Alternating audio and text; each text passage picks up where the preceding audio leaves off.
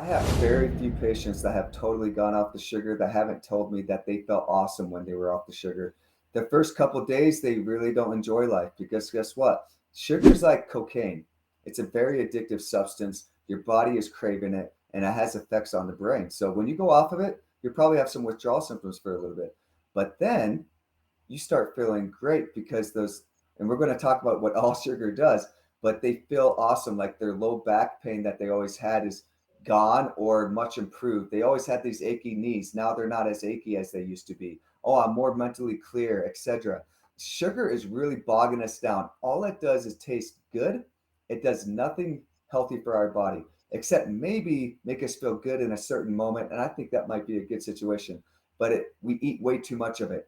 And when I say sugar, I'm not meaning, I'm saying refined sugar. We need sugar. We get sugar from fruits, vegetables, grains, etc.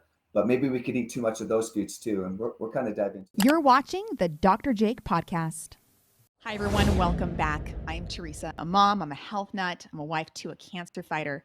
And I'm here with Dr. Jake talking about the effects of sugar on the body. Dr. Jake? Yeah, so a lot of people are probably going to hate me for this topic, talking about sugar and the effects it has, because sugar's so yummy, right? All of us love sugar. So, but it'll be a lot of fun to talk about why sugar is really so bad for the body today.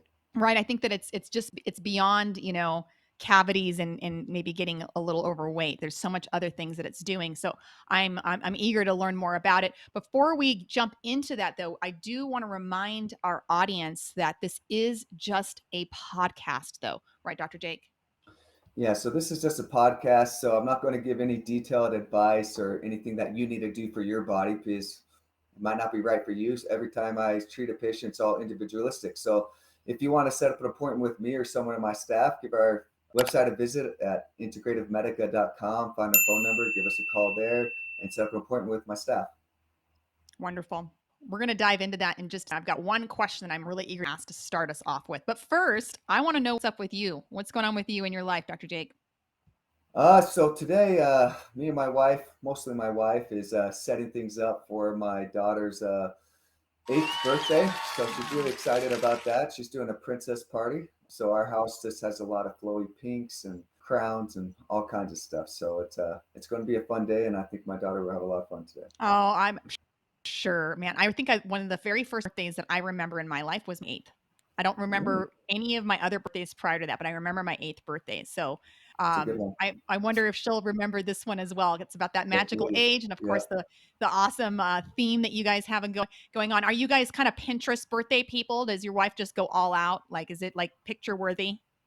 Yeah, my wife really loves parties. She actually owned a party store back in the day. So she's a really big party girl. So she goes pretty far out. My kids are lucky in that way. My wife spends a lot of time and it really looks magical when it's done. So it'll be a lot of Wonderful. Now here's the question though, Dr. Jake. Are you going to have sugar at this birthday party? fun. Yeah, so we will have sugar at this birthday party. So we're talking about that you can use sugar sparingly at certain times. And what I do for kids is you're not going to totally take sugar away from them. If you do, guess what? They're going to grow up, they're going to go to college, and they're going to hoard the sugar. Or Mm. they are going to go to their friends' houses and they're going to pound the sugar. So you need to give them a good relationship with sugar and how to really use sugar healthy. So in my life, I don't totally limit sugar in my life or all together or with my kids, but we have it sparingly at certain times and in limited amounts. So I want to know what that is because I think that if you talk to a lot of people, they might go, "Oh no, I don't eat a ton of sugar. Mhm. It's just here and there a little bit." But then when you ask each one of them what a little bit means to them, it might mean Mhm. only a dessert once Terrible. a day, right? It might Mhm. be just little bits of candy. What would you say is a good measuring tool to determine like don't have more than this in the average week? That's considered sparingly versus So not it's sparingly. so especially on just really certain situations like holidays, birthdays, whatever, I really have no problem with people having sugar. Enjoy it. Many times people aren't going to enjoy life when they do have that sugar because they haven't had it for a while. And then they're going to be like, oh man, I have a headache. I'm tired. I'm brain foggy. But that short term use of sugar is not going to have any health detriments on your body when you periodically do that, just like every couple months or something like that. But you can have sugar every day, but it depends how much you're having. So let's say you have some 70% dark chocolate and you eat one little square of that. I have no problem with that. That's really good and healthy. And I'm okay with people having fruit and things like that. But let's say you're having a pie every night. That's a different situation. That's really high sugar that you're having every day, or a cake, or a donut, or let's say you're having a candy bar all day. You're spiking your blood sugar a lot, and that has tons of sugar in it. So it depends how much sugar you are getting in your diet and how consistently are you doing it. What I tell my patients is you can have a cheat day. So when, let's say you have a date and you want to get a dessert on that date, I have no problem with people having some dessert once a week. That is not really going to affect your health. But some of my patients say I can't do that because I feel so good when I'm off my sugar, and when I have that, I just feel crappy, so it's not worth it. But it's not really going to be bad for your health if you do that once a week. I hope Wonderful. that makes sense and gives you a general idea of how I approach sugar. I'm not a anti-sugar, never have it ever in your life, because you're, even though that would be the healthiest way, but most people can't really do that with the culture that we have. It makes sense to me for mention about that healthy relationship with it. But the truth is that we do have a sugar addiction in this country.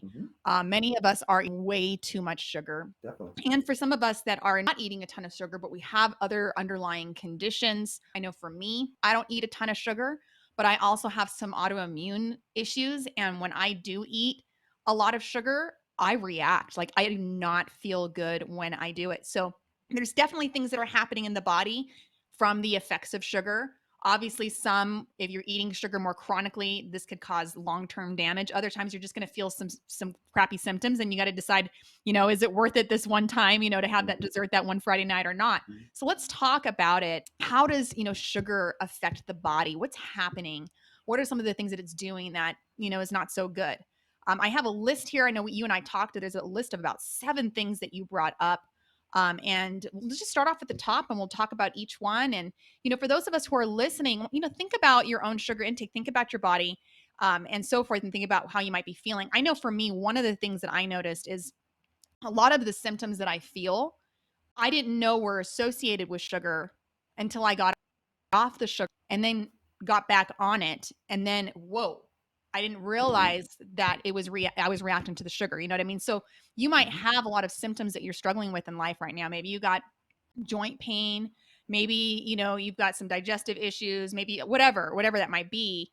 And you don't realize because you've had it for so long, you just think it's aging, you just think it's this or that, that it could be directly connected to the sugar that you're eating. So Hmm. I highly recommend if you feel like, oh, I might be eating too much sugar based on what Dr. Jake was just talking about, to see if you can, how long would, if you wanted to have someone, Dr. Jake, do a test on how sugar is specifically affecting them, how long would you ask them to like get off of it completely and then bring back in to kind of test? I would go off it for about 2 to 4 weeks. You have to at least give it 2 weeks. But I have very few patients that have totally gone off the sugar that haven't told me that they felt awesome when they were off the sugar. The first couple of days, they really don't enjoy life because guess what? Sugar's like cocaine. It's a very addictive substance. Your body is craving it and it has effects on the brain. So when you go off of it, you probably have some withdrawal symptoms for a little bit. But then you start feeling great because those, and we're going to talk about what all sugar does, but they feel awesome. Like their low back pain that they always had is gone or much improved. They always had these achy knees. Now they're not as achy as they used to be. Oh, I'm more mentally clear, etc. Sugar is really bogging us down. All it does is taste good. It does nothing healthy for our body except maybe make us feel good in a certain moment. And I think that might be a good situation. But we eat way too much of it. And when I say sugar, I'm not meaning, I'm saying refined sugar. We need sugar. We get sugar from fruits, vegetables, grains, etc. But maybe we could eat too much of those foods too. And we'll kind of dive into that in a sec. Okay. Well, let's then talk about it. So, and I brought up a little bit here, you might feel sick, especially more prone to disease. What are some things that people might feel? What are some common ways that people feel sick after eating sugar, especially if they're more prone to, to autoimmune conditions and so forth like that? Let's say they have inflammatory joints. If they eat a lot of sugar, their joints are going to start feeling worse. Most people don't really realize that because they're always eating a lot of the sugar and their joints just hurt all the time. But then they take it off and they feel really good. Many times it can lead to a lot of brain fog, fatigue, headaches. These are all things that are related to inflammation. We're diving into how this sugar causes this inflammatory response. It causes these issues. When someone eats sugar and you're talking about like, you know, their joints start to hurt, they get brain fog. How quickly does this happen? I mean, is it happening right away? Because I would imagine if it was happening right away, they would go, "Wow, I'm eating this cake and I'm starting to feel really sick," right? Then they would stop.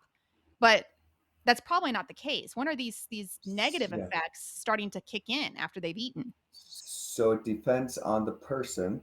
So it can happen a couple hours or even several minutes. Some people can eat these foods and then notice really quick. These are usually people that have gone off of sugar. They know how it is, and then they can notice these things really quick coming onto their bodies. It could take you, but you could even have a response 3 days after eating sugar and have it just a blow up with its that inflammatory response if you're sensitive to it. So it's not like you're just going to notice things immediately. But most of the people I know, they're just always eating sugar, and they can't really know if sugar is the problem or not until they go off of it. Yep. That's really where you're really going to notice the big changes there. I know for me, I will notice it probably within 12 hours of eating sugar. But if I eat you know, some high fructose corn syrup or something like that, I feel like I got hit by a truck. Like my Hmm. body hurts so bad. I remember a couple months ago, I drank some really cheap lemonade, had some high fructose corn syrup in it, and within 12 hours, I didn't do anything. Like it's not, I didn't do exercise. I didn't fall off a truck. Nothing like that happened. Nothing changed. Everything was the same except for that lemonade, right? And it's happened a number of Hmm. other times. So I know, right? I've correlated it with sugar. It was like, what did I do differently? I had sugar. What did I, oh, it was that lemonade. But I mean, to the point Yes. where I couldn't even lift, even lifting my arm like this movement was, it hurt. It felt like I had an injury. Like I actually like Hmm. lifted too much weights and like damaged my shoulder. It was crazy. And it took 2 weeks, 2 whole weeks for my body to finally get back to Yeah. one When people are really glass. sensitive to it, it could take 2 weeks to 4 weeks for some people. So it's pretty Yeah. crazy. Interesting that thing that happens to me when I have sugar. So I eat low sugar intake now. I didn't notice this before, but I start getting warm in the face. My ears start getting red, and I start getting a little buzzed in my head. So it's a really interesting sensation. Everyone will have a little bit different responses to sugar, and then I get my brain doesn't work as well as it should, as sharp it is. So I really don't want that feeling. So that's how I stay away from the sugar most of the time. It's like I need to be mentally sharp and be on my game. So I don't want to eat sugar all the time. So Right. that's why I do it for myself. But yeah, I recommend everyone just take sugar out of your diet for a little bit so you actually can see before and after and see how much your life can improve from taking sugar because all sugar does is taste good. And when you Right. take sugar out of your diet, guess what will happen? You won't crave the sugar as much. And when you eat a certain food, you're going to start thinking, man, that's really sugary compared to where you were. And you might see a donut down the aisle. You not might not be like, I have to have it. You're just like, oh, that looks good, and you can just let it go. So, but yeah, just wanted to put that little point in there. I love that. And I am actually, what you just said, and I'm going to add this to my questions today, is what we can do to help for those people who specifically have an addiction, anything they can take as far as like probiotics and things like that, to help curb their sugar cravings.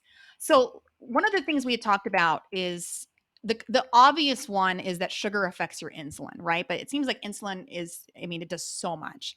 Can you break down when we're eating sugar and it's spiking our blood sugar, spiking our insulin? What happens to our body? How does this affect our body? So when we eat sugar, especially refined sugar, it's going to spike our blood sugar, which then is going to release insulin. But just the spike of blood sugar in our bodies stimulates our sympathetic nervous system, our fight or flight response system. So it's a stressor on our body. And whenever that happens, it releases inflammatory cytokines. So that is one way it causes that inflammatory response. Then we release insulin, which then increases inflammation even more. But then what that happens is it stores the food. That's what insulin does. That's the point of insulin. The only thing it really has the goal is to store and grow. So let's say you're eating tons of sugar all the time, you're going to be producing a ton of insulin and it's going to be storing it all. So that's going to lead to a lot of fat production being stored. So that's one big problem with that. And then guess what? More fat you have, the more inflammation and less well you function in your body anyways with that. Also, then we get insulin growth factors that's stimulated. Weightlifters are going to be like, oh, yay, awesome. I get insulin growth factor. I get to grow more muscles. great, but insulin growth factor, let's say if you have cancer, or let's say you have autoimmune conditions, or you have other chronic conditions, it's going to make that inflammation worse and make you feel horrible. So those are some of the bad things that can happen with sugar, with insulin by itself. But sugar can also, interesting thing about it is it can cause permeability of your intestine, increased intestinal permeability, which is leaky gut syndrome. And we've talked about this in previous episodes, but that leaky gut syndrome can lead to all these inflammatory foods or other inflammatory constituents get into the body and wreak havoc throughout the body. So sugar is not our friend. It doesn't do anything good for us. It just makes us feel sick. And I know for those of you who are listening to this and going, what the heck am I going to do? I love sugar. I don't want to change my life. We're going to be talking about some safer alternatives to sugars that you can still enjoy, a dessert in your life, and some of these sweets that are out there. But, with types of sweeteners that are better and are not these chemical based ones, like these sweet and lows and things that we grew up with in the 80s, you don't have to go that route. There's a lot of other alternatives out there that we'll talk about. The one that I want to talk about next, Dr. Jake, and you mentioned it a little bit earlier, but I'd love for you to expand on it. You talked about how it's addictive, that it does things to the brain. And then you even mentioned with yourself that you get kind of a buzz from it. What's happening to the Yeah. brain when we're eating sugar? So sugar has a huge effect on our brain in so many different ways. So we've talked about the inflammation. So there was one book written I really liked. It was called Brain on Fire, that kind of dives into the inflammation in the brain and how that can cause dysregulation throughout their entire body. But then that can affect your neurotransmitters in your brain, your serotonin, your dopamine, epinephrine, norepinephrine. So the sugar can maybe be a cause of your depression, anxiety, sleep issues, or memory issues can all be related because that's inflammatory response that happens. But also what we said is it can lead to permeability of the gut, which then disrupts your neurotransmitters, and that leads to further problems in there too. So what more inflammation you have in your brain, it's going to cause you're not to be able to think as well. You're not going to be able to be as focused and concentrate as well. Your mood can be disrupted. So there's so many things that happen there. Even people that have neurodegenerative diseases like Parkinson's disease or Alzheimer's disease or other brain issues, taking away sugar can really improve these diseases because the big reason why these conditions exist is because of that inflammation that's going on in the brain, and it's just attacking certain areas of the brain and we give it a name.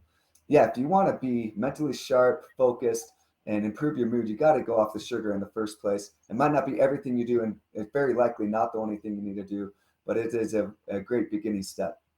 Something also I would like to talk about is the immune system. Especially nowadays, we have a lot of people getting sick from that thing that's going around, or other viruses or other bacteria. We always have bugs around, and we need to keep our immune system healthy. But if you're always eating a lot of sugar, your immune system is going to be weak and you're going to get sick all the time. If you want to have a strong, robust immune system, you got to go off the sugar. You're not going to have it if you're pounding the sugar all the time. You may have been born with great white blood cell production and might function very well, but it would be a ton better if you went off the sugar and stopped eating so much of it, because it decreases that immune response. Many times when we get sick, we think, oh, I need to eat a lot of sugar. I'm going to get the Gatorade. I'm going to start eating the ice cream because these are all quick calories and make me feel good.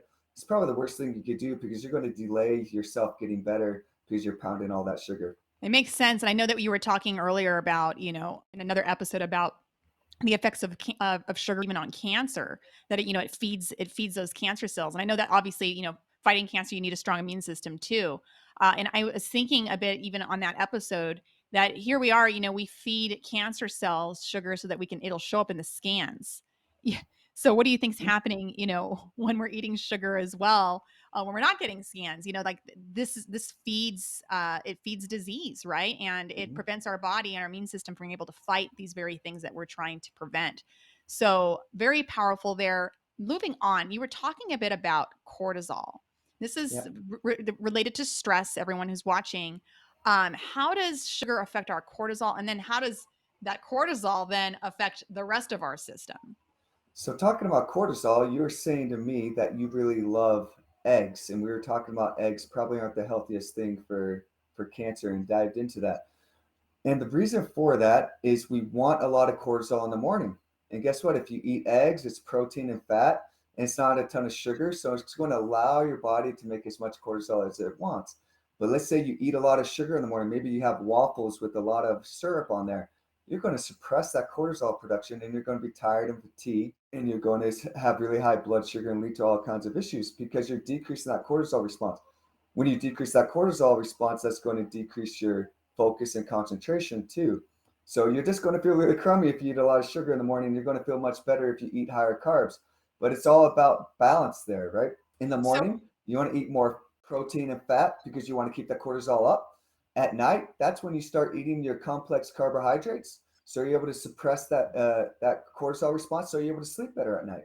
So it's able to keep that circadian rhythm of your cortisol working on all cylinders. So I want to talk more about these complex carbohydrates because I know that this is a better form of sugar that we can eat and will obviously help us with our cortisol production and all of that.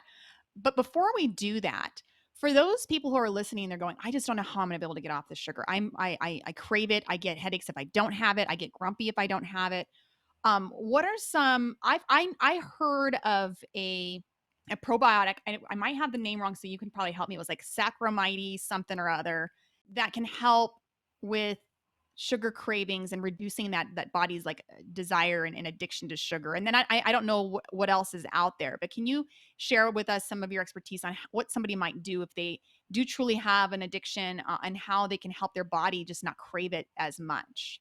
So yeah, there's Saccharomyces boulardii is it's a natural yeast. We call it a probiotic. It's more of a yeast product, Okay. but it's a good yeast, and it's yeah, and that has some research on it to be beneficial to help decrease the sugar cravings. And then there's some other, like you could take some B vitamins and things like that. I have a supplement I like called Craver Rest as a combination of B6 to help support dopamine and it has tyrosine in there to help support the dopamine pathways. And that works pretty well for my patients that are having a lot of those sugar cravings, but it's not going to take it all away. You will get away from these sugar cravings and the best way to get away from it is you just need to go off of it. And I know it's really hard, but once you actually go off of it, it's going to be much easier if you stay away from it. But let's say you go to Disneyland and you start pounding the sugar for a week. Guess what? It's going to be kind of hard because your addiction is back for that. But if you kind of stay away from the sugar for a long period of time, it's going to do that. But also, something that I recommend is not totally going off of sugar at all, but you eat a little bit of sugar, but you let yourself not get too hungry or let your blood sugar drop too much. Because if you let your blood sugar drop a lot, you're going to grab anything you can really quick, and it's usually going to be a really sugary substance. So keeping your blood sugar up, not necessarily the blood sugar, but keeping food in your body so you don't have those crashes, like eating more protein and fats. And whenever you do have a sugar, make sure you get a protein and fat with it so you don't have that big spike, but you still get that sugar going in there. And then you're not going to have these huge cravings for sugar because you're so hungry all the time and you're just going to grab whatever. You know, my husband years back, I noticed that he'd had a sugar addiction, and we were talking about it when we were talking about that yeast that you were referring to, and it made me remember something that I did a few years back, and I completely forgot about it, but it totally worked. So for those of you who are listening, if you have a loved one who's addicted to sugar and you want to help them get off of it, this is what I did, and my husband knows about it, so he can't get mad at me. Okay, I'm just gonna tell you right now. I found a supplement called Yeast Redux by a company called NutraWest, a very high quality product. And I just looked up the ingredients right now because I'm like, what was in it? And it did have some probiotics in some of that yeast that you were talking about, but it also had some garlic, caprylic acid, citrus, berberis aquifolium, and aloe vera Mm. leaf, along with some probiotics. Anyway, my mom is the one who had recommended it. She's like, "Oh, it totally helps with sugar cravings and so forth." So what I was giving him his supplements every day. It's part of what I've been doing for years, and I was sneaking these in his supplements. He didn't even know. And I kind of wanted to just see. Like, I'm a big tester. Some of these things is like, is it placebo effect or what? But I wanted to see what would happen because he would keep these stashes of little candies around the house that he would just go to throughout the day and just like take a couple of bites out of it. So a month after I started giving this to him, he also would have like a nightly ice cream every night, ice cream. And anyway, I remember about a month into it, he was like, I'm not craving ice cream anymore. It's the weirdest thing. I'm not craving this candy anymore that's throughout the day. It's the weirdest thing." And I was listening to it, I just started laughing, and then I told him what I did. But it totally worked. And similarly to what you're saying, when he has brought sugar back in, it's like a relapse, can bring it back. But it seemed to make a difference in his cravings with it. I'm not really sure why or how. Maybe you Mhm. understand how all of that Yeah, works. let me explain why that works there. So there are a lot of people that have sugar cravings, and this isn't everyone that has sugar cravings, but there are a lot of people that have yeast overgrowth or candida overgrowth, which when you do have candida overgrowth, your body's going to be craving sugar. And the reason why is your yeast wants that sugar. And it's kind of interesting concept when the yeast wants it, it checks and messes with your brain, and then you want it. So when you have a ton of yeast overgrowth, which is very common with people that eat a lot of sugar, is you're going to be craving that sugar like crazy. So that supplement you're taking, the caprylic acid, the berberine, and the other substances in there are anti-yeast, and it helped to Mm. decrease that candida production, and then that decreased his cravings for sugar. Interesting. I love the science behind it. Okay. So for those of us who are like, okay, sugar's not bad. We're supposed to have some sugar, but just the right kinds.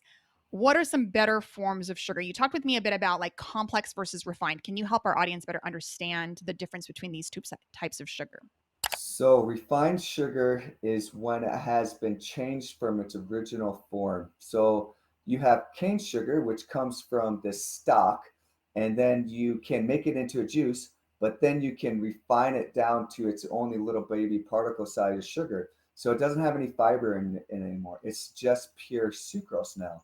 So that is going to have a much different effect on the body than if it had the fiber on it. So a complex carbohydrate is going to have the strains of sugar, which are called starches, but then it's going to have all the vitamins and minerals with it, and also the fiber, which is going to affect the body. So when you eat a refined sugar, it's going to go through the system, be absorbed much more readily because it doesn't have the fiber. It's going to cause that big spike of the blood sugar, which we don't want, because that big spike is going to increase insulin and sympathetic nervous system and be a stressor on the body and increase that inflammatory response. But if you eat a complex carbohydrate, which has the fiber in it, it's going to slowly trickle into the system and not cause that big spike and not cause as big of a problem. But an interesting concept on this is even though wheat is considered a complex carbohydrate, when you look at so you have how we check the sugar, the glycemic index. Sorry, I had a brain fart for this. When we look at the glycemic index, we compare that to white bread, which is a refined bread, which is, and guess what? On the glycemic index, white bread is 100, sucrose is 60. So Wow. if you're eating white bread, you're spiking your blood sugar and causing inflammation so much more than if you're just eating handfuls of sugar. Isn't that a crazy concept That there? is crazy. Uh, and even if you eat wheat bread, it's like at an 80 or so, it's worse than just plain sucrose. So wheat is a different animal. Other grains don't really fit into that concept very well, but wheat has been changed so much that it's highly absorbable and really spikes your blood sugar really, really fast. So that's why it's a very big inflammatory food. But in general, complex carbohydrates are going to trickle into the body and not spike your blood sugar as much than refined sugar. It's not going to be as inflammatory. So when we were talking, you had brought up like kind of a list of some examples of, things that would are closer to like refined sugar. So we had table sugar, which, that's like I think one of the most obvious ones. White bread, yes. And then you mentioned as well high fructose corn syrup, agave syrup, Mhm. packaged grains like a lot of those cereals that we're feeding our kids and so forth, saltine crackers, these types Yeah. of things. So put that on your list, everyone, to take a look at and think about, how often are you doing it? And think about even the logical fallacies that we put up on ourselves. Like we telling our kids, like, you got to eat that sandwich, which is on white bread. You got to eat that before you can eat your fruit. Hmm. Maybe Hmm. we're backwards on some of Interesting, that, right? right? That's very backwards. Let's talk about complex too. Those are the refined sugars. Let's do a good example of a complex. So let's say you eat a potato. It is complex. But let's say you just eat the inside and don't eat the outside. Did we know that most the nutrition is on the outside of that potato? So we need to really think of, yeah, you're eating, but let's say you eat a potato and you don't eat the outside of that potato, you're going to spike your blood sugar like crazy too, because all you're doing is taking away a lot of the fiber substance that is in there. But complex carbohydrates are like yams and potatoes with the skin on it. We could eat corn, a good quality corn, quinoa. Obviously, fruits are in that category. Vegetables are all complex carbohydrates. So there's a lot of different variety of complex carbohydrates out there. Now, specifically about fruit juice, because I know that like a lot in the health community, people are trying to be healthy, right? They're following this or that. And in the health community, we see a lot of like juicing, Yeah. right? But here I am, I'm hearing you talk about like, well, you don't want to separate the sugar from the source and you want to have this fiber. And so what I'm thinking is, well, with juicing, aren't you separating the fiber from the juice? Is it as healthy as we think? Can you speak a little bit on that? There are healthier juices and then there's unhealthier juices. And then there's juice that just is horrible for you. So all juice, I would say, if you're going to say it's healthy, it's not necessarily healthy. Would I say that it's better than a soda, or I would say it's better than a candy bar? Sure, because you're getting some of those vitamins and minerals in there. But a lot of times, if you're buying juice off the shelf, they've heated it so much, a lot of their vitamins and minerals are already gone. So it depends on how you're getting it. But yeah, juice is taking away the fiber and you're getting a pure sugar in there. You are getting some vitamins and minerals, which is great, but you're getting all that sugar and that's going to spike your blood sugar and that's going to cause inflammation too.